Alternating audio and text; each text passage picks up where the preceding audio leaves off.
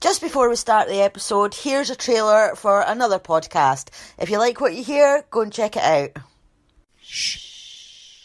We're not supposed to talk about that. Do not even let those words come out of your mouth. We're not supposed to talk about that. Shh. Do not go there. Don't say anything about it. Hush now. Naughty. We just don't need to talk about this right now. Be quiet. Shh. We're not supposed to talk about That's really taboo. Don't talk about it. You shouldn't talk about that. Don't talk about that. You aren't supposed to talk. We can't talk about that in this house. You shouldn't talk about that. Can we talk about this? We are going to talk about this.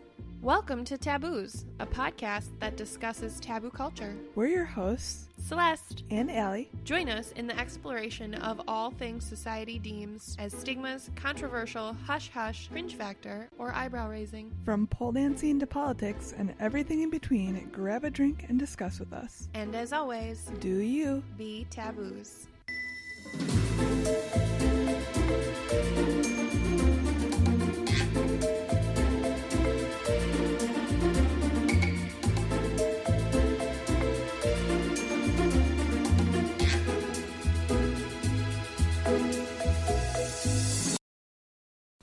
Hi, I'm Laura. And I'm Jo. And this is Crime Divers.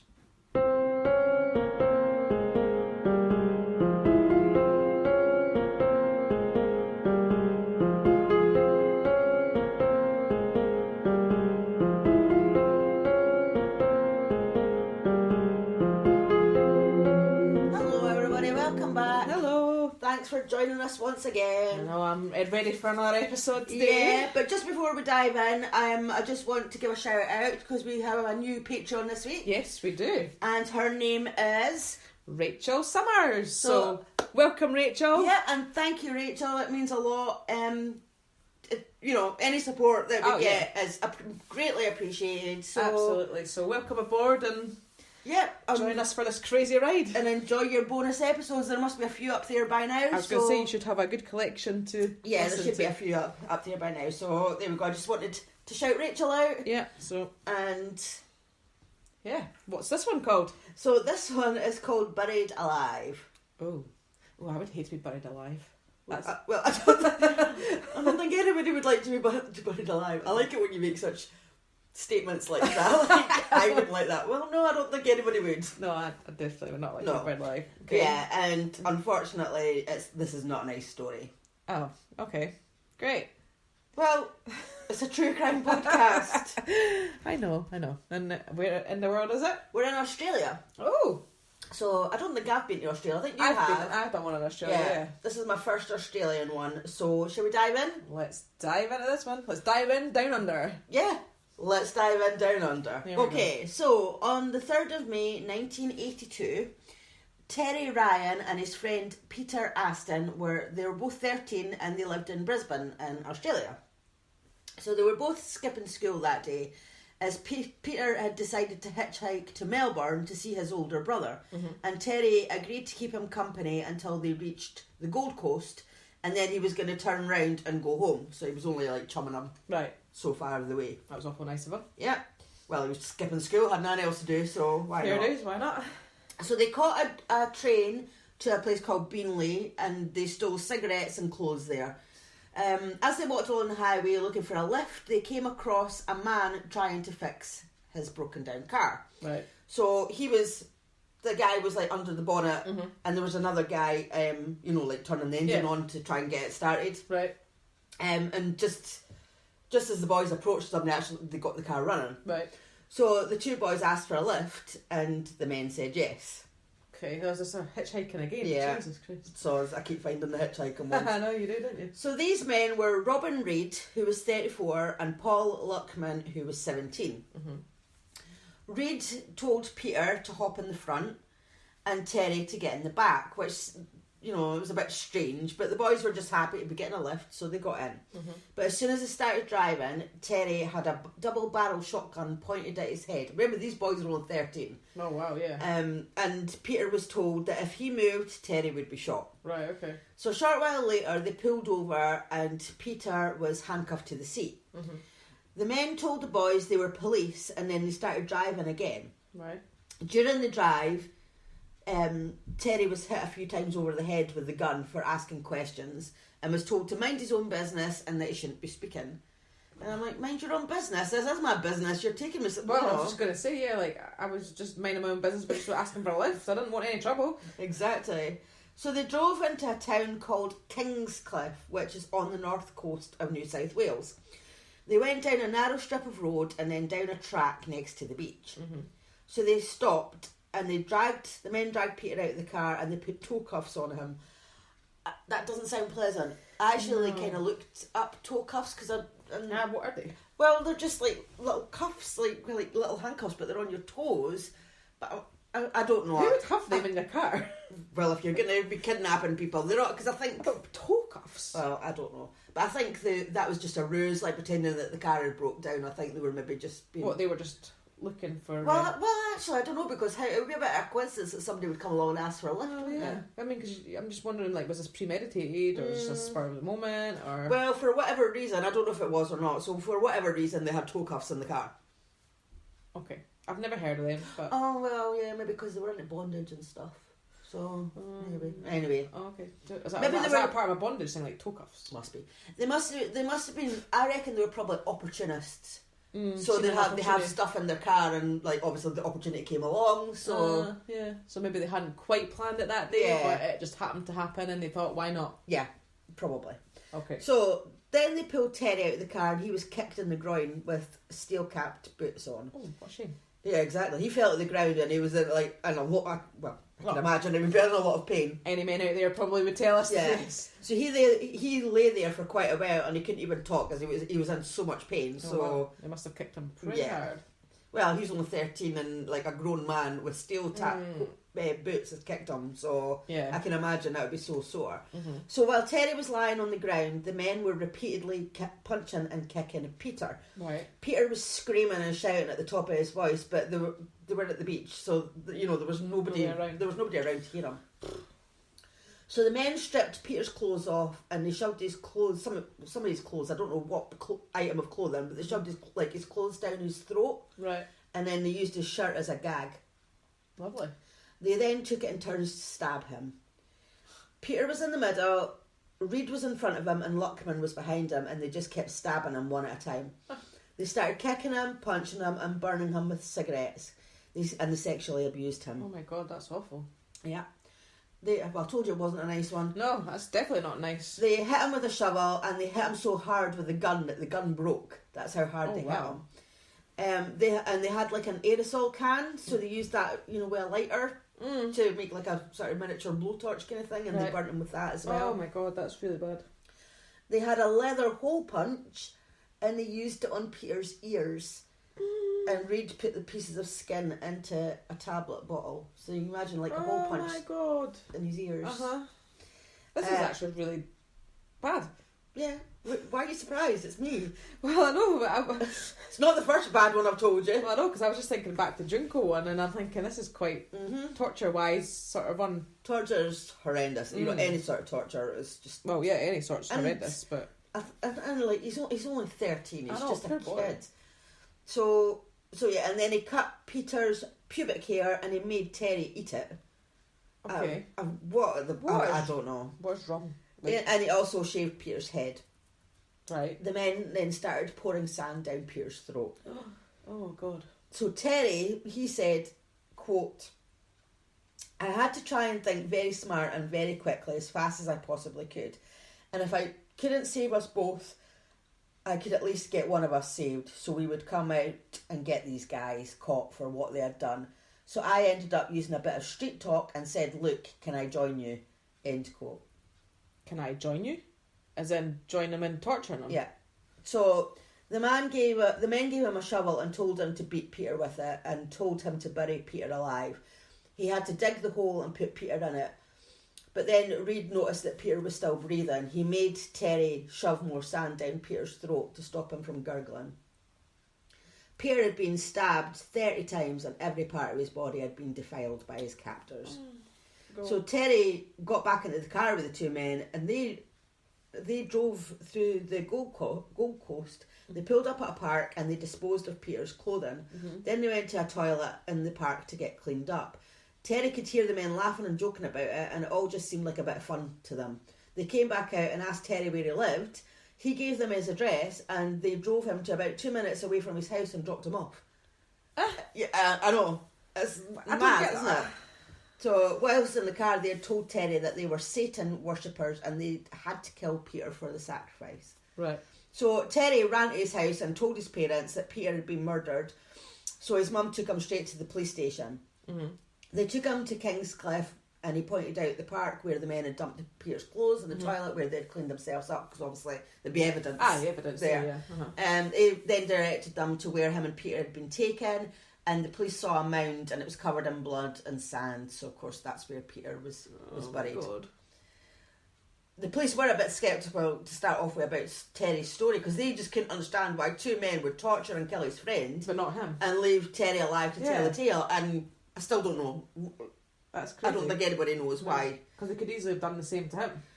Well, why would you leave a witness? I mean, it's a good thing that it's a good thing that he survived. But why leave a witness? Like, they actually dropped him home. And I'm kind of wondering, like, why him over? Like, why was Terry? Yeah, I don't know. Left over Peter. Yeah, I don't know. I don't have the answers to that. Yeah. So Peter's body was taken out of the grave, and straight away it was clear just how many injuries he had. So I take it he was dead. Yeah. Right. A portion of his scalp was missing where they had scalped him. Oh my God. He was stabbed through the top of the head and he had his throat slit along with all the injuries that I mentioned earlier. So the postmortem was performed and it revealed the following. Are you ready? It's a bit gruesome. Well, I'm never ready, but... I know, but I'm just want to warn you. Yeah. So, multiple lacerations to the top of his head, as well as areas of the hair on his head that had been cut short, a deep cut to the back of his head and bruising to the left side of his head. A depressed fracture of his skull with underlying brain damage. Leather punch marks and bruising on his left ear, plus lacerations to the front and back of the same ear. Bruising to his mouth, lips and chin. Lacerations to his right eye area and cheek. A partial dislocation between his second and third cervical vertebrae, plus fractures of his vertebrae. A large stab wound to the right side of his throat and severing of the internal jugular vein and external arteries. Cigarette burns to the front of his chest. Stab wounds to his left shoulder and severe bruises to his left wrist. A stab wound to the left of his abdomen. Shallow lacerations over his right loin and flank, plus bruising to his left buttock, scrotum and penis, and hair missing from his pubic area. Stab wounds to his left and right legs, below the knees and under the toes. 15 more laceration wounds and 14 other types of abrasions, lacerations and bruises. The presence of sand in his nose, mouth, trachea and bronchial tract. Don't know how you say that. Right. Most likely caused by inhalation. So Peter could have died from the skull fracture. However, due to the sand in his nose, mouth, trachea and bronchial tract, it was likely that after he had been I don't know what that I've said. I don't know. I'm trying to understand what I've typed because I've typed. Obviously, it's wrong. I've typed. It was likely that after he had been bashed and tortured, bashed and tortured, maybe. Anyway, after all that happened, after he'd been tortured, he was buried alive and he died of asphyxiation. Wow.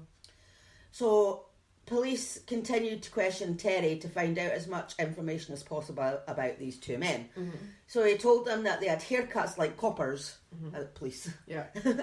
Short front, back and sides, and he thought they might have been police, but they had been talking about the army a lot. Mm-hmm. He told them one was called Bob and the other one was called Paul. and that they drove a small yellow Daihatsu Jeep. The police circulated a description, and while they were waiting for any information from the public, they continued to study the crime scene and search for evidence. They went to the bin where the clothes had been dumped, but the council had emptied the bins a couple of hours earlier. I've actually put a couple of hours later.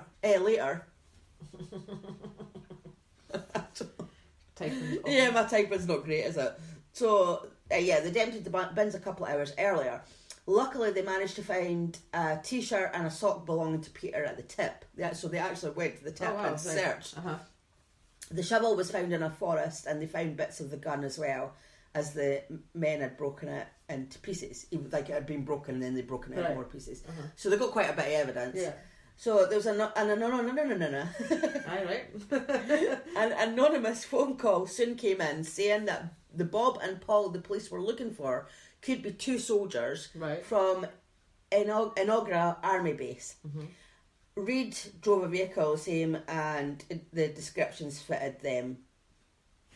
So it was Robin Reed and Paul Luckman.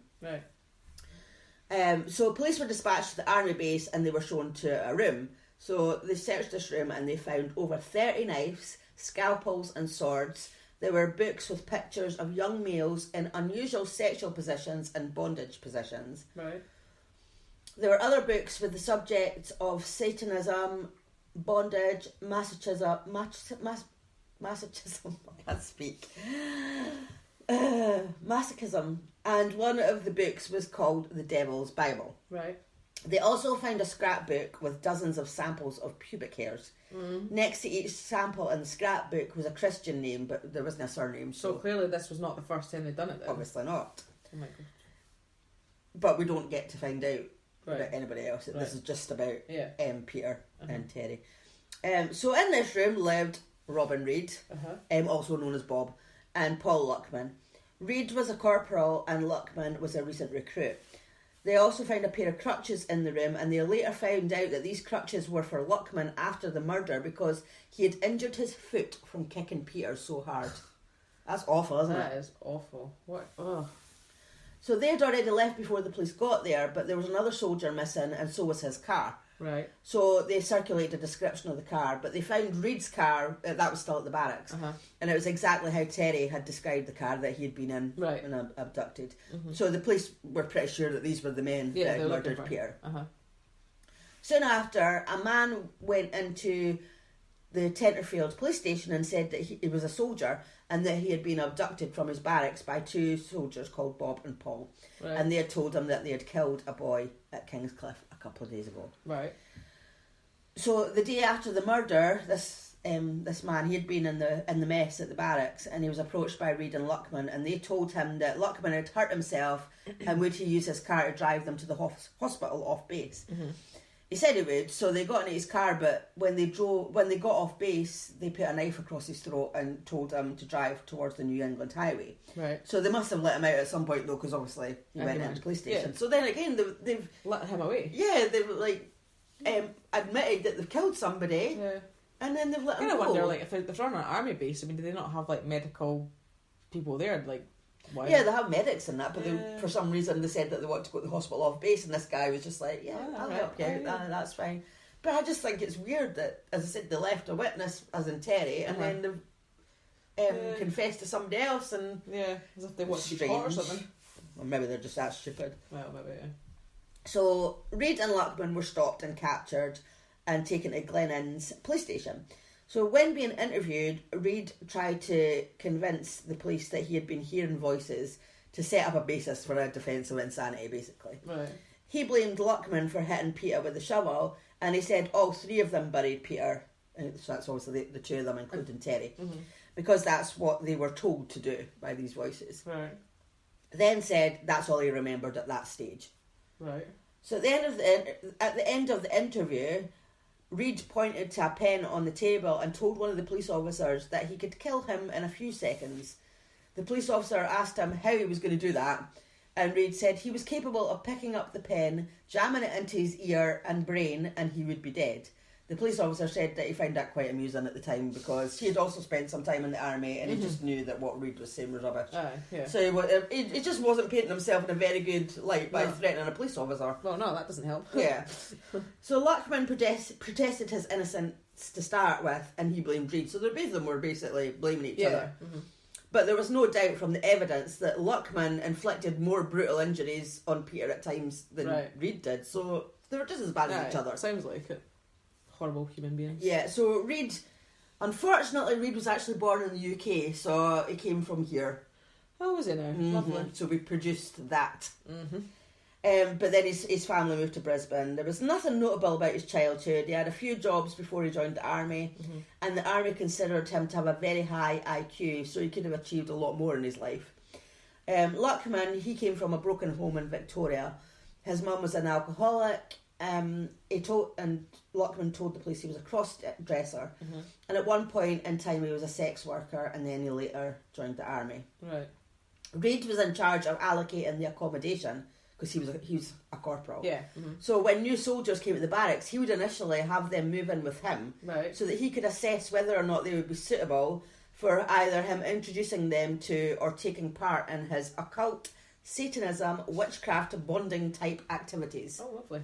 So, and Luckman turned out to be suitable. So they started a relationship and they became inseparable. Right. So this was like some kind of fantasy thing, I think, because they were lovers and. Right. Okay. Mm-hmm.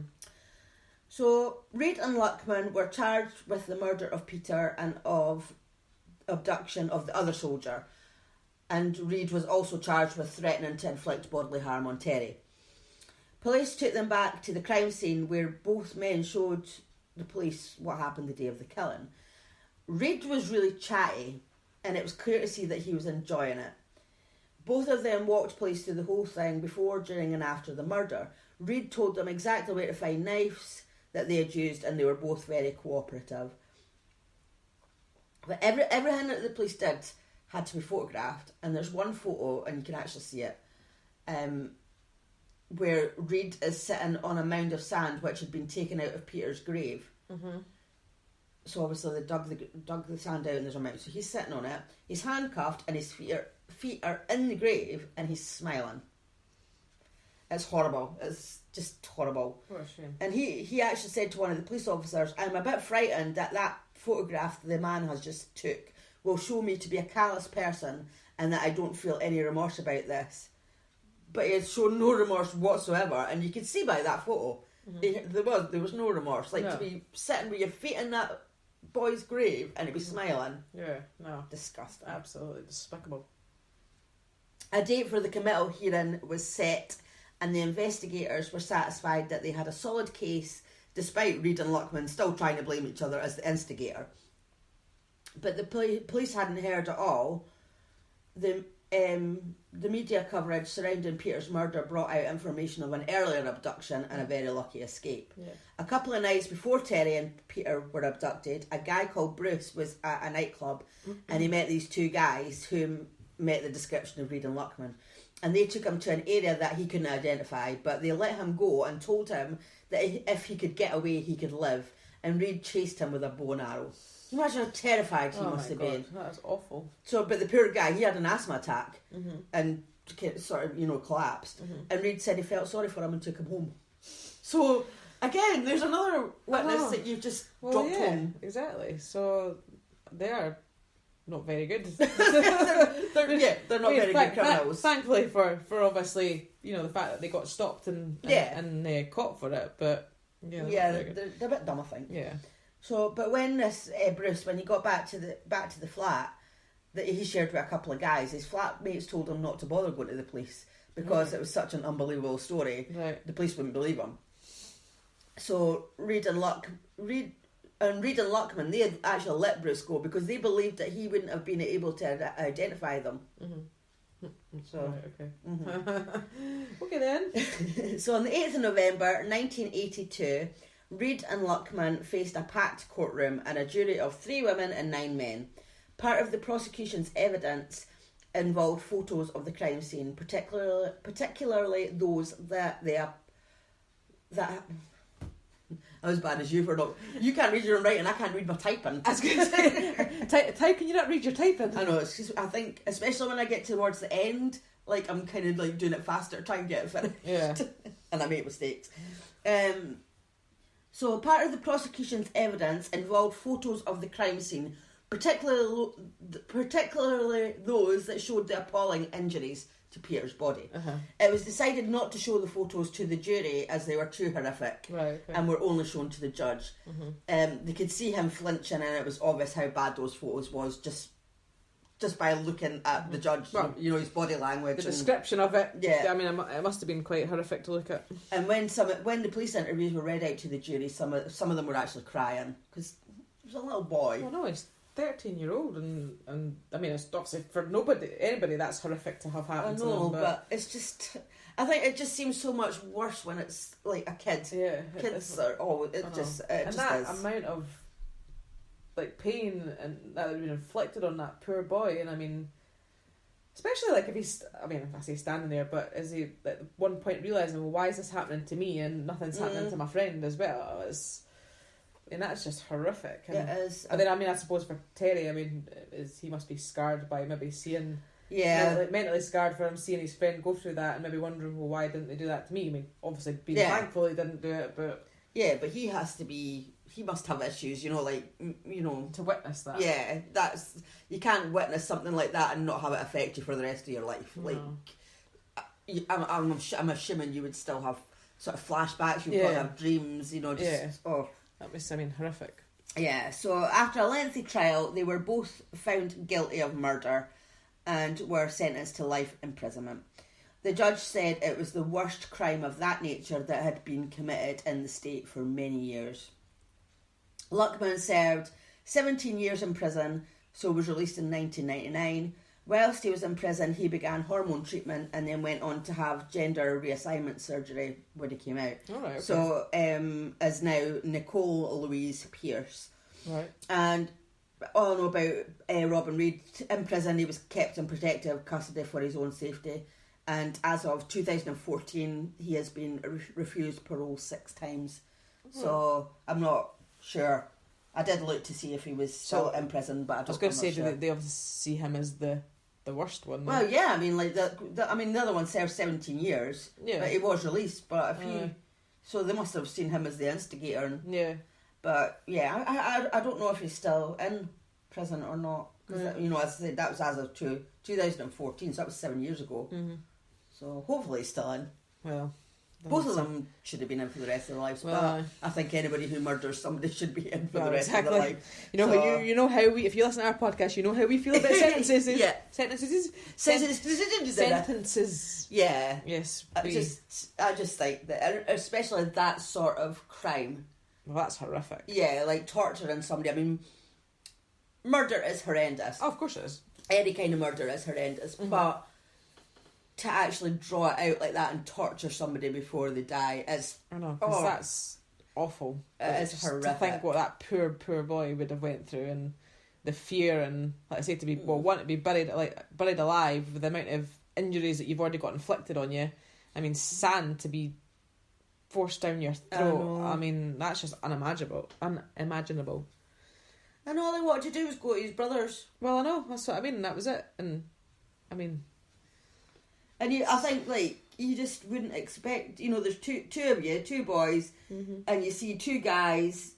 But see, again, you know, that's why it's so important to understand that, you know, especially when you're kids, you know, you shouldn't talk to strangers and you shouldn't go anywhere with strangers, because I'm sure 9 times out of 10 they're maybe alright, but there's always going to be those people out there that might just take advantage of a situation, like these 2 men did, and sadly resulted in a poor boy's torture. They would just never have thought of it, would they? I know, they wouldn't have. I mean, that's it. I mean, they wouldn't have thought of it, and they would have just saw 2 guys who were trying to fix their car. Oh, they've got it fixed. Any chance of a lift? And I know, but I say that, you know, I just certainly now in this day and age, knowing the things that we know and what people are capable of, then I would certainly make sure that, you know, my daughter knows not to go anywhere with somebody she doesn't know, or you know, things like that. I just. Hopefully she won't do. Don't hitchhike. No, don't hitchhike. Don't get in car with strangers. No, it is not good. No, but that was horrific, that case. Yeah. Sorry about that was awful. No, that was that was bad. That was a bad one, but Torture's always going to be bad, no? yeah, no, they're never. No matter who it is, like, no matter how old they are or what sex they are, No, torture is just horrendous. yeah, not nice at all. No. So thank you for listening. Yes, thank you. And if you'd like to follow us on Instagram or Twitter, we are crime_divers_pod. We have a Facebook page. Crime Divers Podcast. You can email us at crime_divers_pod@outlook.com. We have a YouTube. I had a mind blank there. Crime Divers Podcast. And if you would like to support us on Patreon, the tiers start from as little as £1 a month, and you can get early access to episodes. We do 2 Patreon only episodes a month, and there must be a few there by now. So if you were to join now, then you'd have a few to catch up on. Absolutely. And also, if you do like the show, if you could subscribe, rate, review. Thanks for listening. Bye.